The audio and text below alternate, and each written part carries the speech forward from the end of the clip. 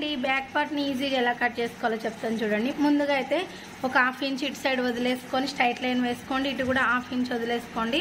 ఇప్పుడు ఇక్కడ నుంచి స్ట్రైట్గా పట్టి లాగి షోల్డర్ మధ్యలో పట్టుకొని ఇలా అయితే చూసుకోండి కరెక్ట్గా లెంత్.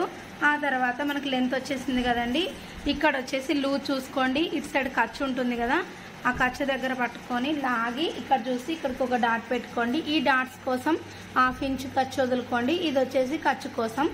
ఇక్కడ మనకు వచ్చేసి ఇక్కడ ఆర్మ్ హోల్లో మీకు చంక డౌన్ ఎంత తీసుకుంటాను అనేది నేను ఎలా చూస్తానో కూడా మీకు చాలా వీడియోస్లో చెప్పాను, ఇంకా అడుగుతున్నారు కదా.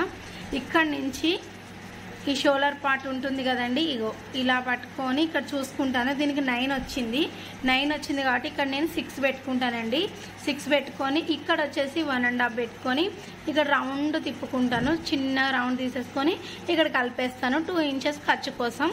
ఇంతేనండి. నెక్ వచ్చేసి షోల్డర్ కూడా మనకి బ్లౌజ్లో ఎంత ఉందో అంతే తీసుకుంటాను. 1/2 ఇంచు ఇక్కడికి వచ్చేసి మనకి ఖర్చు కోసం, ఇక్కడ 1/4 ఇంచు ఖర్చు కోసం వదిలేసుకుంటానండి. నెక్ 2 ఉంది, దీనికి 2 పెట్టేసుకుంటాను. చాలా ఈజీగా బ్యాక్ పార్ట్ అయితే కట్ చేసేసుకోవచ్చు. ఇంకా అర్థం కావాలంటే మన ఫుల్ వీడియోస్ ఉన్నాయి చూడండి.